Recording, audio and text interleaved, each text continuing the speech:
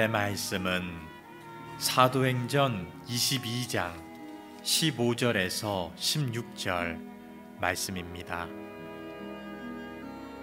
내가 그를 위하여 모든 사람 앞에서 내가 보고 들은 것에 증인이 되리라.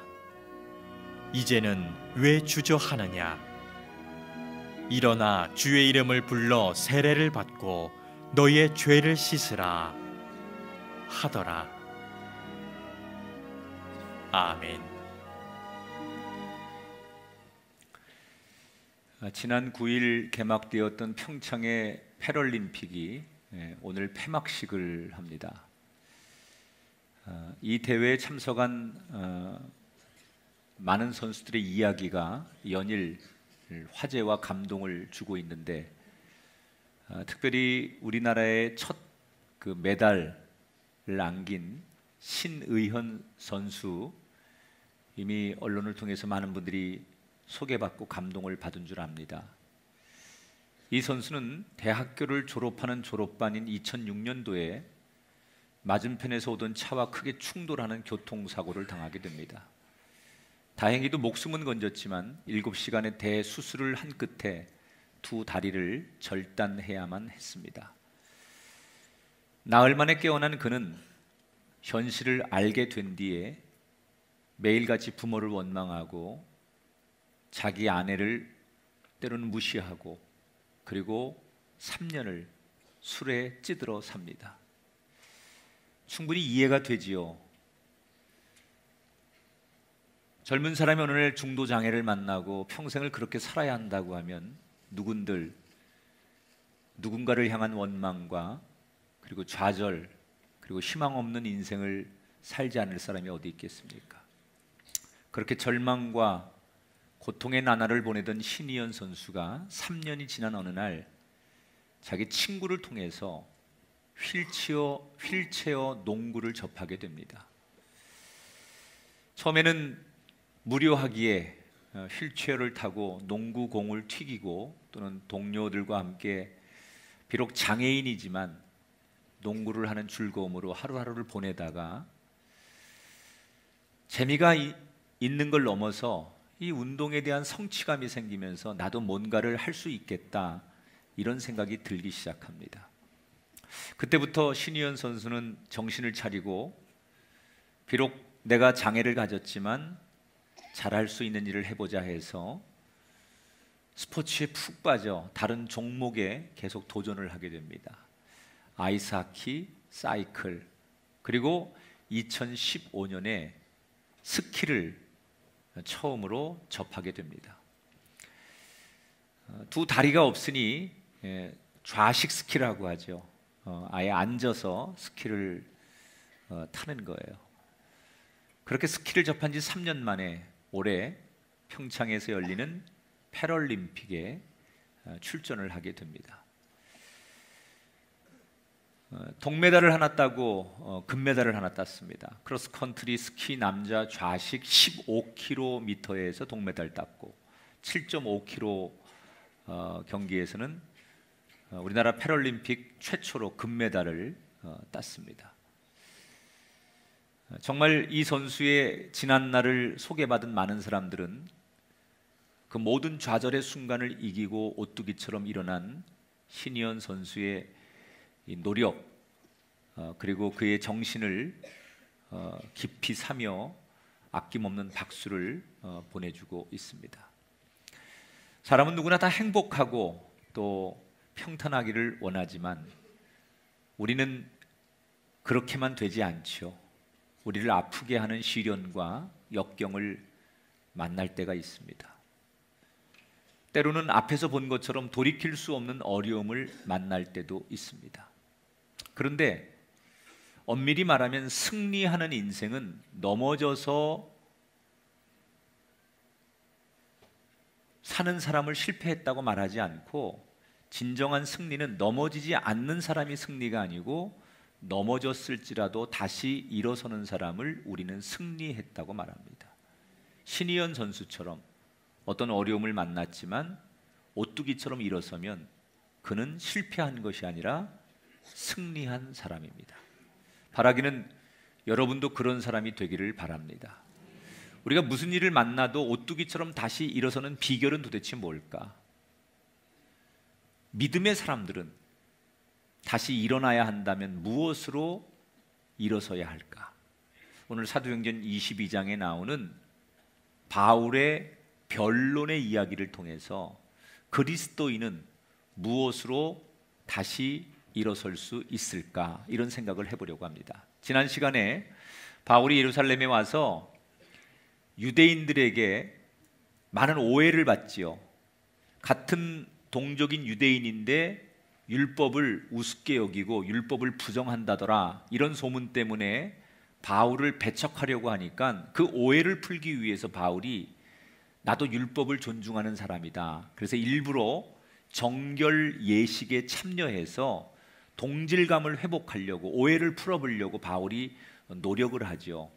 그러나 그런 노력이 빛을 보지 못하고 일부 강경한 유대인들에게 결국 바울은 집단 폭행을 당해서 정말 아주 큰 위기를 만났을 때 로마의 군인들이 개입을 해서 목숨을 건지게 되고 대신에 로마 군인들에게 끌려가게 되는 이야기를 지난 시간에 소개해 드렸습니다. 얼마나 얻어맞았는지 바울의 온몸은 피투성이가 됐습니다. 그리고 제대로 스스로 서 있을 힘조차도 없었습니다. 옆에서 사람이 부추기지 않으면 설 힘조차도 없을 만큼 그는 사람들에게 집단으로 폭행을 당하죠. 그리고 끌려가는 바울을 분노에 찬 유대인들은 계속 쫓아가면서 바울을 죽여라, 바울을 죽여야 한다, 그리고 부대까지 따라오게 됩니다. 몸도 마음도 너무 지쳐버린 바울, 여러분이 그 상황이라면 어떤 생각이 드시겠습니까? 바울의 입장에 생각하면 같은 동족인 유대인들에게, 하나님을 믿는 같은 백성들에게 내가 무슨 죄를 지었길래 이렇게 얻어맞고 고통을 당해야 하는가? 나는 하나님을 위해서 하나님이 하라는 대로 이방인에게나 어느 곳에 가서 복음을 전한 것밖에 없는데 나에게 돌아오는 결과가 왜 이런가? 원망도 했을 것이고, 또 한편으로는 그렇게 성나서 자기를 죽이려고 하는 그 유대인들이 두렵고 무서울 수도 있었을 거예요. 그래서 더 이상 아무 말도 못하고 그 자리를 피하고 싶은 것, 그것이 보통 사람들이 갖는 상황일 거라는 생각이 들어요. 그런데 이 바울이 그렇게 정말 폭행을 당하고 지금 위기의 순간에도 끌려가면서 그 로마의 군인이었던 책임자 천부장에게 유창한 헬라어로 이렇게 부탁을 하는 거예요. 나에게 잠시 시간을 좀 주십시오. 내가 내 동족인 이 유대인들에게 꼭 하고 싶은 이야기가 있습니다. 그 로마 천부장이 깜짝 놀라는 거예요. 아니, 유창한 헬라어, 외국어를 너무 고급스럽게 갑자기 하면서 자기에게 시간을 달라고 하니까 천부장이 너무 놀라고 이 사람이 도대체 어떤 사람인가를 생각하면서 멈칫하다가 바울이 원하니까 그에게 잠시 그 유대인들에게 하고 싶은 이야기를 하라고 변론의 시간을 주지요. 자, 기회를 얻은 이 바울이 부축을 받은 채, 자기 혼자 서 있을 수 없으니까 부축을 받은 채 지금 자기를 쫓아오는 그 유대인들을 향해서 인사와 자기 할 말을 합니다. 그런데 여기서 놀라운 것은 조금 전에 로마 천부장에게는 유창한 헬라어로 이야기를 했는데 다시 유대인들 앞에서는 아람어로 인사를 했다 그랬어요. 성경에 아람어. 아람어라는 것은 히브리어인데 히브리어 가운데도 사투리예요. 그러니까 여러분 생각해 보세요. 지금 온몸을 두들겨 맞아가지고 피투성이가 돼가지고 자기 혼자 서 있을 수가 없어서 옆에 사람이 부축혀서 서 있는 그 사람이 말을 할 때는 유창한 헬라어도 했다가 다시 동족들인 유대인들에게는 그냥 표준어를 쓰는 게 아니라 사투리까지 써가면서 내가 이 사람들하고 친해지고 동질감을 느끼려고 말을 그렇게 하는 거예요. 그러니까 유대인들이 깜짝 놀라는 거죠. 여러분, 고향에 가서 고향 사투리 쓰는 사람 만나면 더 반갑고 더 친숙한 것처럼 유대인들이 자기들이 익숙하게 쓰는 지역색이 있는 그런 단어로 자기들에게 인사를 하니까 유대인들이 조금 전까지 막 바울을 죽이려고 막 분노했던 그 사람들이 멈칫하게 되는 거예요. 그리고 침묵이 흐르는 거예요. 그 틈에 바울이 그 유대인들에게 두 가지를 말하는 거예요. 오늘 성경에 첫 번째 어떤 말을 하냐면, 내가 어떤 사람인지, 내가 여러분과 똑같은 유대인이라는 것을 소개해요. 자기는 다소에서 태어났고 가말리알이라고 하는 유명한 율법 학자 밑에서 율법을 배운 유대인이다. 가말리엘이라고 하는 사람은 그 당시 유대인들이 제일 존경하는 율법의 선생님이에요. 나는 여러분과 똑같은 정통 유대인이다. 나도 여러분처럼 율법을 공부하고 율법을 믿고 율법을 따랐던 사람이다. 그런데 왜 내가 지금 기독교인이 됐는지 여러분에게 설명하겠다. 그러면서 나는 유대인이고 율법을 공부한 사람이지만 어느 날 내가 다메섹으로 가는데 갑자기 하늘에서 엄청난 강력한 빛이 내게 비치더니 음성이 들리는데 나한테 이런 음성이 들렸다. 사울아, 사울아, 네가 왜 나를 박해하느냐? 분명히 하나님의 음성처럼 들리는데 이해할 수가 없어서 내가 나에게 들려오는 그 음성에다 누구십니까? 라고 물었더니 그 음성이 나에게 대답하기를 나는 내가 박해하는 나사렛 예수다. 이 이야기를 내가 들었다. 자, 여기서 요까지 얘기를 하고 정리를 좀 할게요. 두 가지를 제가 우선 얘기할게요. 왜 유대인들은 그렇게 같은 동족인데 예수 믿는 기독교인들을 그렇게 핍박하고 왜 그렇게 툭하면 고발하고 다투고 그랬을까?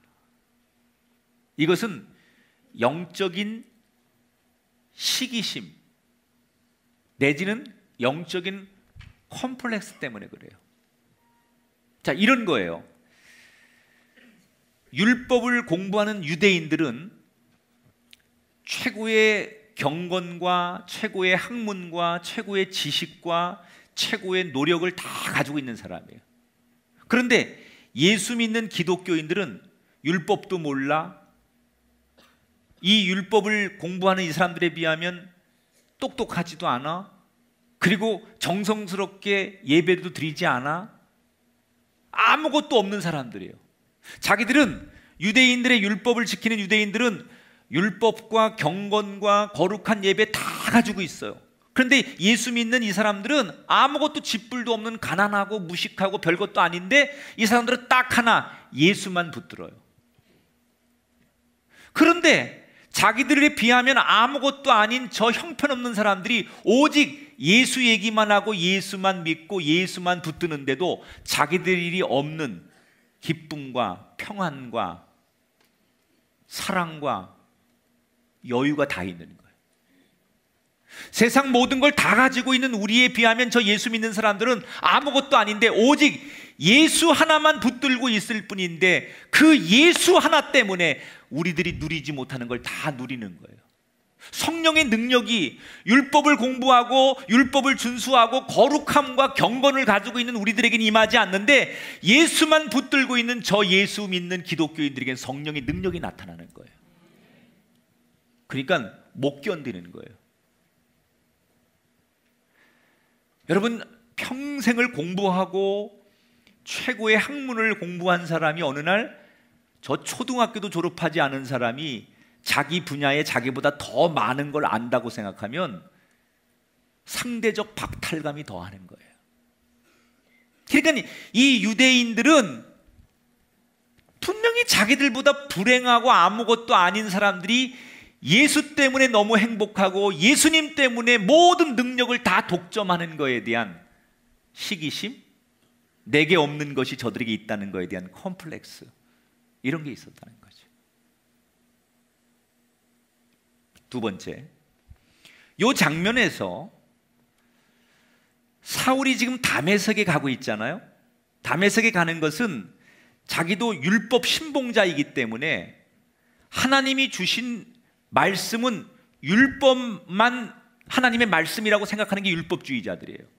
그런데 예수님이 전한 이 복음으로 율법보다 더 큰 복음이 예수님이 전한 복음이기 때문에 그 예수님이 전한 말씀을 믿고 예수를 믿는 사람들이 기독교인인데, 율법을 무시하고 율법보다 더 큰 복음이 예수님이 전한 복음이라고 해서 그 사람들을 없애려고, 때로는 그 사람들을 멸하기 위해서 사명을 가지고 다메섹에 예수 믿는 사람들을 잡으러 가는 거예요. 다시 말하면 바울은 지금 자기는 최선을 다하고 있다고 생각한 거예요. 자기는 누가 봐도 잘 살고 있다고 생각한 거예요. 이게 하나님을 위한 거고, 이게 최고로 잘 사는 길이고, 이게 내가 제일 가치 있는 일이고 올바로 사는 일이라고 생각한 거예요. 그런데 다메섹 도상에서 하나님이 뭐라고 말해요? 왜 너 나를 핍박하느냐? 나는 하나님을 위해서 최선을 다한다고 생각했는데, 나는 하나님을 위해서 누구보다도 열심히 살고 있다고 생각했는데, 이게 하나님을 위한 거고 하나님의 영광을 위한 거라고 생각했는데, 하나님이 나한테 뭐라고 물어보세요? 왜 너 나를 핍박하고 힘들게 하느냐? 나는 하나님을 위해 최선을 다한다고 생각하는데 하나님은 그렇게 생각하지 않는다는 거예요. 이게 여러분 우리의 이야기예요. 우리는, 나는 오늘도 내가 할 수 있는 한 이게 최선이라고 생각해요. 나는 오늘도 이게 옳은 일이라고 생각하고, 이게 잘 사는 일이라고 생각하고, 이게 내가 정말 열심히 사는 일이라고 생각해요. 나는 한눈 팔지 않고 열심히 평생을 일했고, 오늘도 내가 생각한 목표와 계획에 따라서 나는 최선을 다하고 있고, 나는 그게 내 삶의 최선이라고 생각하는 분들이 많이 있어요. 다시 한번 생각해 보라는 거예요. 바울도 자기는 자기가 최선을 다한다고 생각했는데 하나님이 물으시는 거예요. 오늘 우리가 열심히 일하고 세상적으로 성취하고 많은 것을 얻는 게 정말 잘 살고 있는 건지, 그게 최선을 다하는 건지, 우리의 기준이 아니라 하나님께서 뭐라고 말씀하시는지 우리의 삶을 거기에 투영해 보라는 거예요. 그 빛이 뭐라고 말해요? 나는 내가 핍박하는 나사렛 예수다 그랬어요. 여러분, 바울은, 그 예수는 예루살렘에서 두 강도와 함께 십자가에서 죽는 걸 목격했어요. 그 예수는 분명히 죽었어요. 그래서 더 이상 이 땅에 예수가 없어요. 그런데 분명히 자기에게 말씀하고 나타난 예수는 살아있어요. 이때 바울은 모든 게 무너지는 거예요. 내 생각에 내가 본 거는 예수는 분명히 죽었습니다. 예수는 없습니다. 예수는 말할 수 없습니다. 예수는 나에게 올 수 없습니다. 내가 경험한 거고, 내가 본 거고, 내가 만난 사건이 그렇습니다. 그런데 내 앞에 지금 나타나신 그 예수님은 뭐라고요? 다시 살아나셔서 내게 말씀하시는 거예요. 바울이 지금 이 이야기를 유대인들에게 하면서 하고 싶은 얘기가 뭐냐? 9절을 함께 볼게요. 같이 읽어봐요. 나와 함께 있는 사람들이 빛은 보면서도 나에게 말씀하시는 이의 소리는 듣지 못하더라. 많은 사람들이 함께 다메섹에 가는 도중에 빛을 만났는데 다른 사람들은 그 소리를 못 들었는데 바울만 들었다는 거예요. 뭐라고요? 나는 나사렛 예수다. 다시 말하면 바울이 그토록 율법을 존중하는 율법주의자에서 왜 기독교인이 되었느냐? 남들이 말하는 예수가 아니라 나를 찾아오신 예수님을 내가 친히 만났기 때문에. 그래서 바울은 일어서는 거예요. 아무리 당신들이 율법을 이야기하고 아니라고 말해도 나는 그럴 수 없습니다라고 말하는 이 바울의 메시지 속엔 뭐가 들어있느냐? 아무리 당신들이 100명이 1000명이 아니라고 말해도 내가 만난 예수, 내가 경험한 예수, 나는 그 예수를 믿을 수밖에 없다는 거예요. 그래서 두렵지 않은 거예요. 여러분, 절망에서 일어나는 첫 번째 방법은 예수님을 만나는 거예요. 우리가 시련을 만났을 때, 절망을 만났을 때 우리를 일으키는 힘은 뭐냐? 그건 사람의 도움이 아니에요. 세상의 지식이 아니에요. 우리가 진짜 절망과 좌절 속에 일어날 수 있는 힘이 있다면 그때는 예수님을 직접 내가 만나는 거예요. 남들이 말하는 예수, 조상이 들려주는 예수, 누군가 타인이 만난 예수가 아니라 내가 만나는 예수님, 내가 경험하는 예수님, 내가 부딪히는 예수님을 만날 때 그때 인생은 비로소 오뚜기처럼 일어날 수 있는 거예요. 여러분 혹시 인생을 살다가 큰 어려움과 좌절이 오면 그때는 내가 직접 예수님을 만나야 될 때라고 생각하시고, 바울처럼 그 광야 한복판에서 빛 대신 나에게 오시는 그 예수님을 뜨겁게 맞이할 수 있게 되기를 주의 이름으로 축원합니다. 성경에 등장하는 수많은 순교자 가운데 대표적인 사람이 스데반이에요. 엄청난 고문과 협박과 그리고 정말 돌에 맞아 죽어가면서도 그의 마지막 순교하는 모습을 성경은 천사와 같다라고 했어요. 어떻게 그 무시무시한 그 순교의 한복판에서 그가 그토록 평안한 마음으로 돌에 맞아 죽어갈 수 있었는가? 그 이유가 사도행전 7장 56절에 나오죠.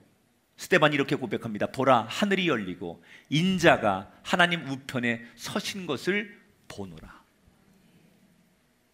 내가 내 눈으로 내가 직접 하나님을 만나고 보았기 때문에 세상이 돌을 던지고 세상이 죽음을 향해 와도 나는 그것이 두렵지 않다는 거예요. 오늘 여러분 삶의 현실이 두려운 분이 계십니까? 그렇다면 이 시간 예배를 통해서 나의 예수님을 만나기를 주의 이름으로 축원합니다. 남이 전하는 예수가 아니라 나의 구주이신 예수님을 만날 때 세상이 아무리 위협하고 세상이 아무리 나를 눌러도 오뚜기처럼 다시 일어서게 될 줄 믿습니다.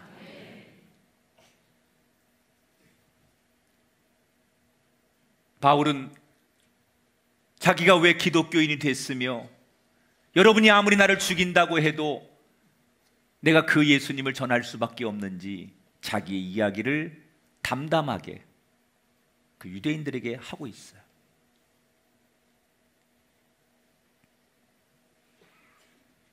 그리고 이제 두 번째 이야기를 하는 거예요. 그래서 자기는 기독교인이 되었고 여러분에게 내가 복음을 전할 수밖에 없다.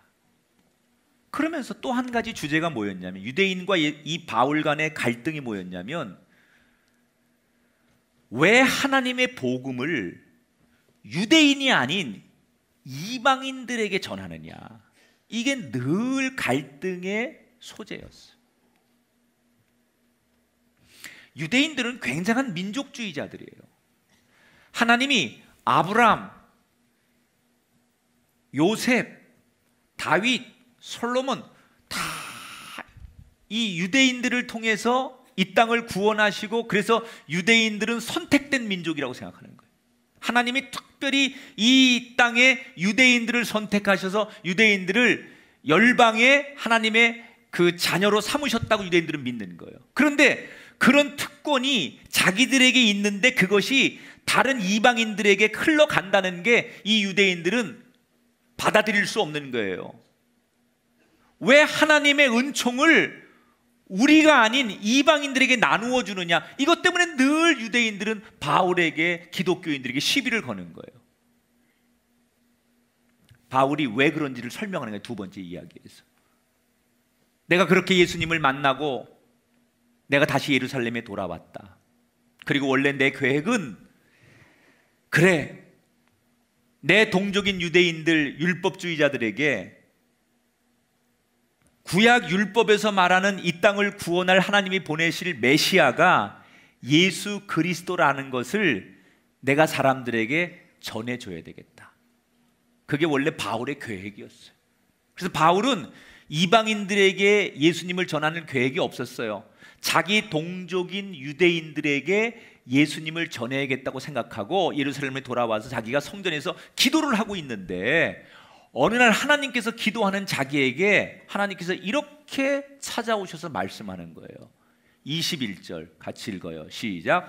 떠나가라. 내가 너를 멀리 이방인에게로 보내리라. 하나님이 뭐라고요? 가라. 어디로요? 이방인들에게로. 내가 너를 이방인에게 보내니 네가 이방인들에게, 유대인들이 아닌 네 동족들이 아닌 이방인들에게 가라 라고 하나님이 내게 오셔서 말씀했다는 거예요. 난 그래서 하나님이 내게 그렇게 말씀하셔서 내 계획은 유대인들에게만 말씀 전하는 게 원래 내 계획이고 나도 그렇게 하고 싶었다. 근데 하나님께서 내게 가라 이방인에게 라고 말씀하셔서 내가 그럴 수밖에 없었다. 그러니까 그 얘기를 듣던 유대인들이 다시 흥분하기 시작하는 거예요. 조용히 그 말을 듣고 있다가 하나님이 그럴 리가 없다. 어떻게 우리 민족을 사랑하는 하나님께서 우리 민족이 아닌 이방인들도 똑같이 사랑하신다고 말할 수 있냐? 하나님은 그런 분이 아니라고 하면서 바울을 죽이라고 다시 웅성거리며 고성을 지르기 시작합니다.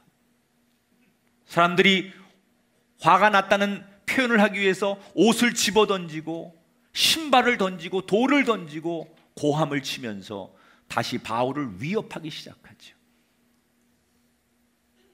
저는 이 설교를 준비하면서 제가 성경 속의 바울의 그 상황 속으로 한번 들어가 봤어요. 한번 상상해 보세요. 온몸이 피투성이가 된 바울, 양쪽에서 부축을 받으며 겨우 서 있을 수 있는 그 체력, 이방인에게 하나님을 전했다는 이유 때문에 나를 때린 사람들이 지금 내 눈앞에 있는데, 그런데 그 사람들 앞에서 이방인 얘기를 또 해요? 이방인들에게 복음을 전했다는 것 때문에 이렇게 얻어맞고 여기까지 끌려왔는데 그 앞에서 이방인들에게 복음을 전해야 된다고 그 얘기를 또 해요? 설사 마음은 그래도, 진실은 그래도 표현만큼은 그 자리에서 못하죠. 그런데 그 상황, 그 아픔을 가지고 바울은 유대인들을 보며 누가 뭐라고 해도 나는 이방인에게로 가야 한다라고 외쳐요. 어떻게 그 최악의 두려움과 절망의 속에서 다시 일어나서 그 이방인들에게 복음이 가야 한다고 외칠 수 있었을까? 그 비결이 18절에 있어요. 같이 읽어보세요. 주께서 내게 말씀하시되. 바울의 원래 계획은 자기도 율법을 잘 지키고 유대인에게 전도하는 게 바울의 계획이었어요. 그런데 어느 날 자기의 계획을 접고 하나님께서 계획하신 대로 자기의 인생이 변경됐어요. 왜? 주님께서 내게 말씀하셨기 때문에. 내 계획을 내려놓고 주님의 계획대로 바꿨어요. 그랬더니 어떻게 됩니까? 그가 가는 곳마다 필요할 때 하나님께서 능력도 주시고, 필요할 때 지혜도 주시고, 필요할 때 사람도 만나게 하셔서 어떤 위협 속에서도 지금까지 하나님께서 그를 일으켜 세워주셨다는 거예요.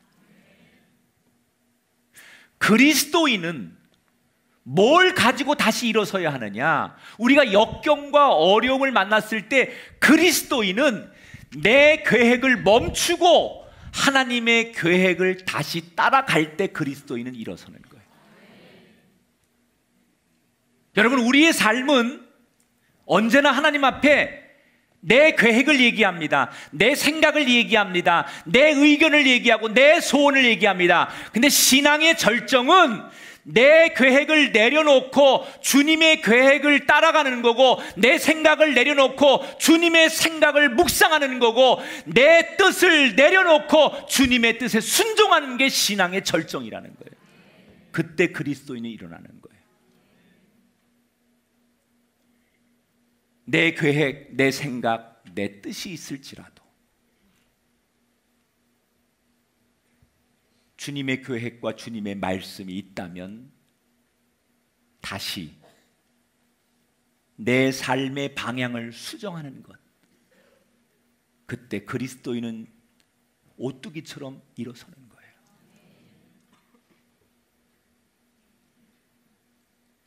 내 뜻대로 마옵시고. 여러분, 이게 예수님이 마지막 기도하신 거 아닙니까? 내 뜻대로 마옵시고. 17세기에 독일의 유명한 슈멀크라고 하는 목사님이 계셨어요. 17세기 독일은 개신교 목사님들이 목회하기가 참 어려웠을 때예요. 왜냐하면 아직도 천주교가 굉장히 강했기 때문에 개신교 목사님들이 복음을 전하고 목회하기가 참 힘들었을 때인데, 이 슈멀크 목사님 부부가 열심히 목회를 합니다. 어느 날 교인들을 돌보기 위해서 목사님 부부가 신방을 갔다 하루 종일 복음을 전하고 자기 집을 돌아오는데, 이렇게 언덕을 넘으면 자기 사택이 보이는데, 거의 집에 딱 도착해서 언덕 넘어 자기 집이 보이는데, 집이 딱 보이는 순간 이 슈멀크 목사님 부부가 약속이나 한 듯이 땅에 털썩 주저앉습니다. 이유는 자기 지금 보이는 사택이 화염에 휩싸여 불이 나고 있는 거예요. 그런데 그 안에는 자기들을 기다리는 어린 두 아들이 있는 거예요. 잠시 후에 그들이 도착했을 때 온 집은 다 불탔고, 그 안에서 어린 두 아들이 새까맣게 그슬려 죽었어요. 목사님이 두 아들을 끌어안고 오열하며 소리치는데, 그것은 사람의 소리가 아닌 짐승의 울부짖음처럼. 그 목사님이라고 무슨 그 상황에 되겠습니까? 그건 사람의 울음이 아닌 짐승이 울부짖는 본능과 같은 울부짖음으로 하나님을 원망하기 시작합니다. 하나님은 도대체 어디 계십니까? 나는 당신을 위해 하루 종일 복음을 전하고 당신을 전하러 간 사이에 내 아이들이 죽어갈 때 살아계신 하나님, 당신은 어디에 계셨습니까? 이 슈멀크 목사님이 오열합니다. 하나님을 원망합니다. 그런데 눈물이 막 말라갈 쯤에 그의 마음속에 스쳐 지나가는 몇 개의 단어가 있었어요. 그런데 그 단어가 자기 머리에 스쳐가 지나가는 순간 그렇게 울부짖으며 하나님, 당신은 어디 계십니까? 라고 원망했던 그 마음이 조금씩 사라지게 되더라는 거예요. 세월이 조금 더 지난 다음에 이 슈멀크 목사님이 그때 그 경험을 기억하며 자기에게 주셨던 그 영감의 글귀를 차분하게 시로 남겼어요. 그 시가 지금 이 시대에 우리 그리스도인들에게도 아직도 전해지고 있어요. 그게 바로 찬송가 549장 내 주여 뜻대로 행하시옵소서. 온 몸과 영혼을 다 주께 드리니 이 세상 고락간 주 인도하시고 날 주관하셔서 뜻대로 하소서. 내 주여 뜻대로 행하시옵소서. 큰 근심 중에도 낙심케 마소서. 주님도 때로는 울기도 하셨네. 날 주관하셔서 뜻대로 하소서. 내 주여 뜻대로 행하시옵소서. 내 모든 일들을 다 주께 맡기고 저 천성 향하여 고요히 가리니 살든지 죽든지 뜻대로 하소서. 여러분, 우리가 살면서 힘들수록 주님의 발자국을 따르는 것이 복인 줄 믿습니다. 어려움이 왔을 때 주님의 뜻대로 따를 때 그때 다시 일어설 줄 믿습니다. 오늘 성경의 바울처럼, 이 슈멀크 목사님처럼 주님의 뜻을 구하고 따르는 자가 될 때 우리가 환난과 더 깊은 수렁의 인생을 만날지라도 그때 우리는 다시 오뚜기처럼 일어서게 될 줄 믿습니다. 우리 이 찬송 한번 1절하고 3절만 고백해 보겠습니다.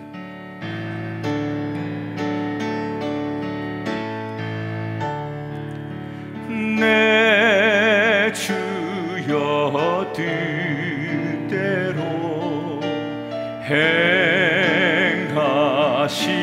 행하시옵소서. 온 몸과 영혼을 다 주께 드리니 이 세상 돌아간 주 인도하시고 날 주관하셔서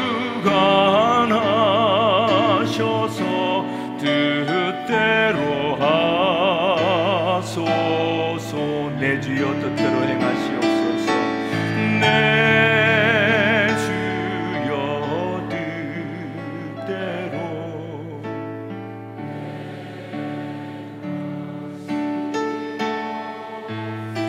내 모든 일들을 다 주께 맡기고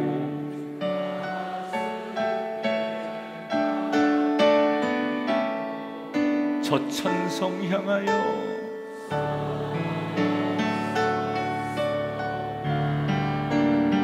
고요히 가리니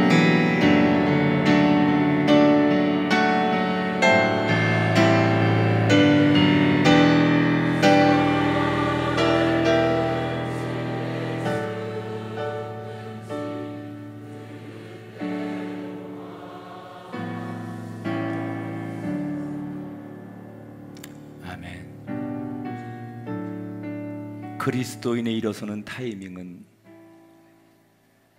내 생각, 내 계획, 그게 내려놔질 때, 그때 우리는 다시 일어설 줄 믿습니다. 이 바울의 변론을 듣고 있던 유대인들이 이방인 얘기에 다시 흥분하며 바울에게 달려드니까 이 소란한 폭동이 문제가 되겠다고 생각한 로마의 천부장이 바울에게 더 이상 이야기하지 말라고 변론을 멈추게 하고 자기 밑에 부하들에게 명령하지요. 이 바울이 누군지 내가 직접 신문할 테니 바울을 기둥에 묶고 채찍을 때리면서 진상을 조사해라. 사실 천부장은 처음에 이 바울이 이집트의 좀도둑인 줄 알았어요. 그래서 사람들이 이 바울을 그렇게 고발한 줄 알았어요. 그래서 형편없는 능력 없는 바울인 줄 알고 이 바울의 정체를 밝히기 위해서 천부장이 내가 직접 신문을 하겠다라고 말하면서 채찍을 내려치라고 명령합니다. 여러분, 로마 사람들이 쓰는 이 채찍의 형벌은 지금도 현대인들이 가장 끔찍하게 생각하는 처벌 중에 하나가 채찍이라는 처벌이에요. 그러니까 우리가 영화에서 보는 것처럼 이렇게 가죽으로 달린 채찍을 내려치는 정도가 아니라 여기서 말하는 채찍은요, 세 갈래에 끝에다가 날카로운 금속이나 동물의 뼈들을 달아가지고 한 번 내려치면 살점이 팍팍 뜯어져 나가는 그런 채찍이에요. 그래서 당시 로마 사람들이 제일 무서워하는 형벌이 채찍을 맞는 거예요.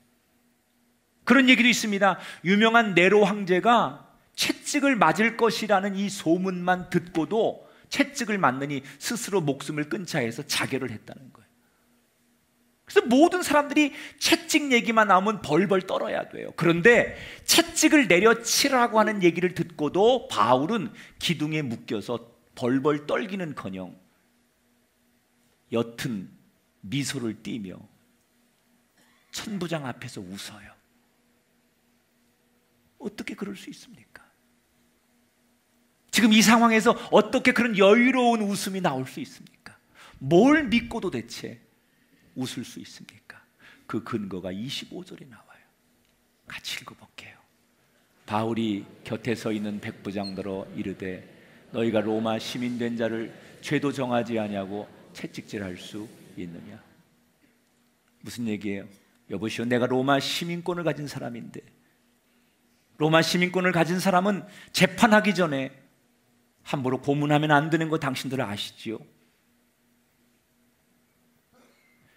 알고 봤더니 이 바울은 남들이 갖지 않은, 보통 사람들이 못 갖는 로마 시민권을 가지고 있었다는 거예요. 그 당시 로마가 전 세계를 다 지배할 만큼 가장 강력한 나라였기 때문에 로마 시민권을 가진 사람은 이런 특혜를 받았어요. 고문이 금지되어 있었어요.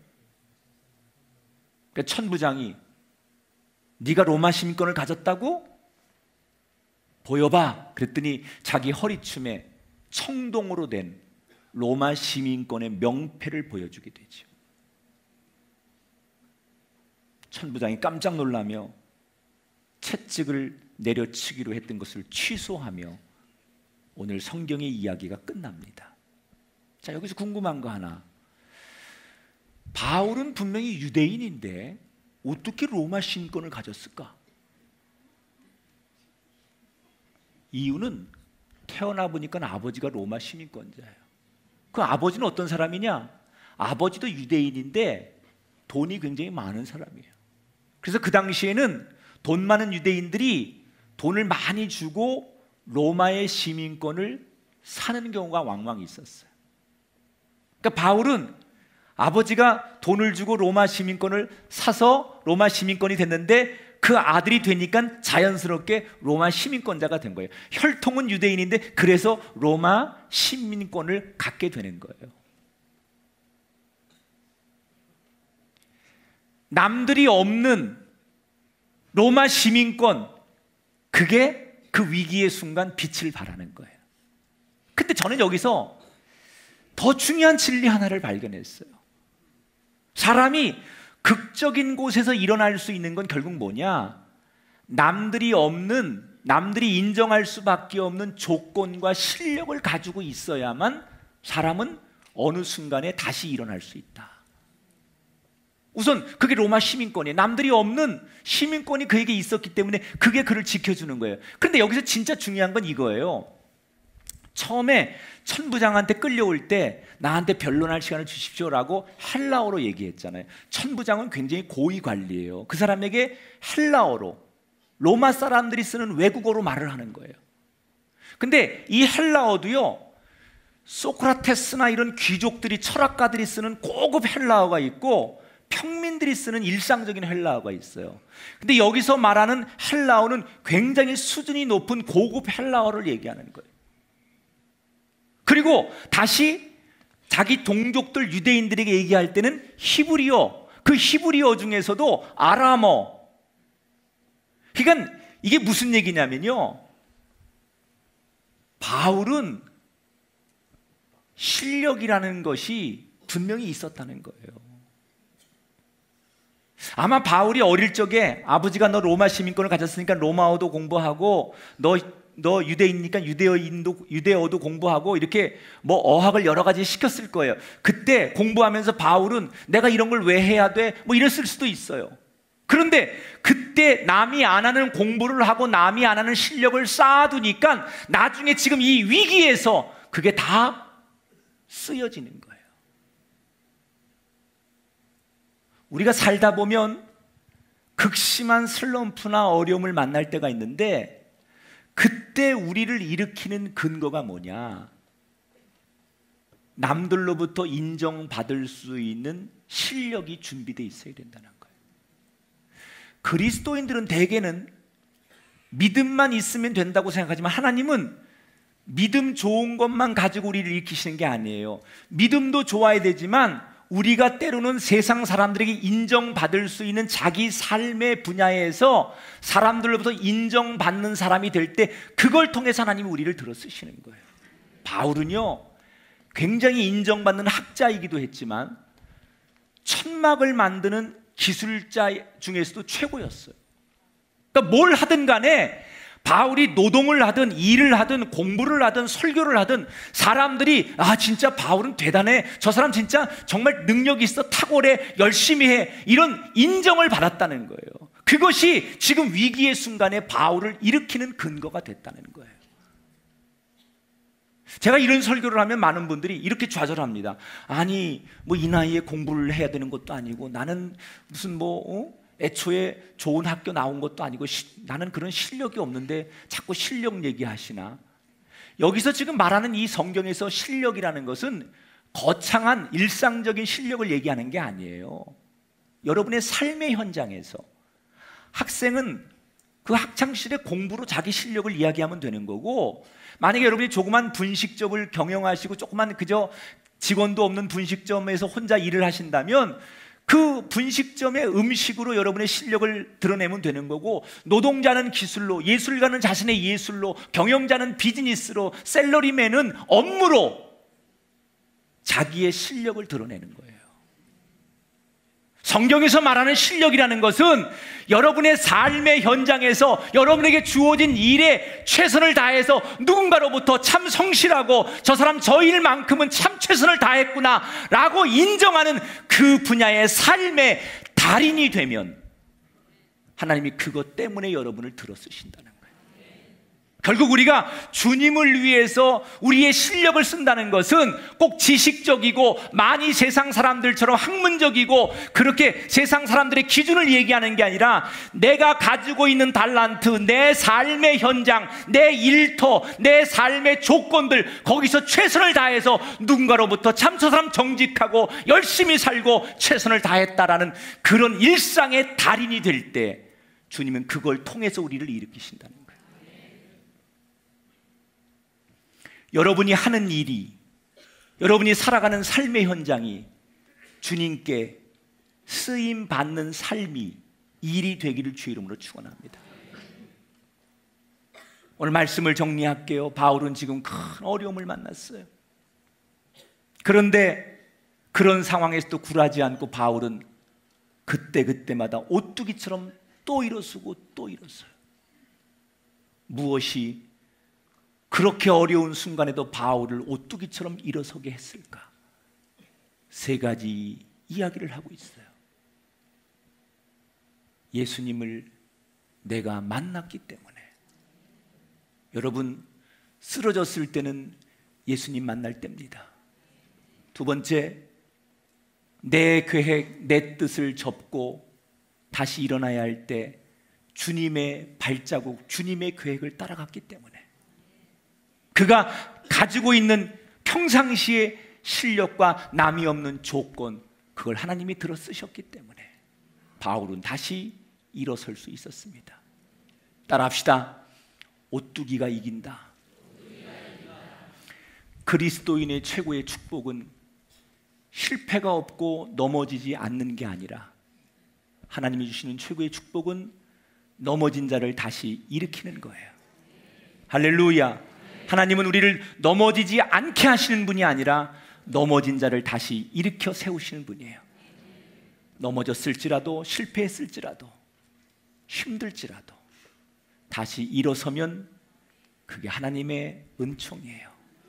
바울처럼 다시 오뚜기처럼 일어서시는 승리자가 되시기를 주님의 이름으로 축원합니다.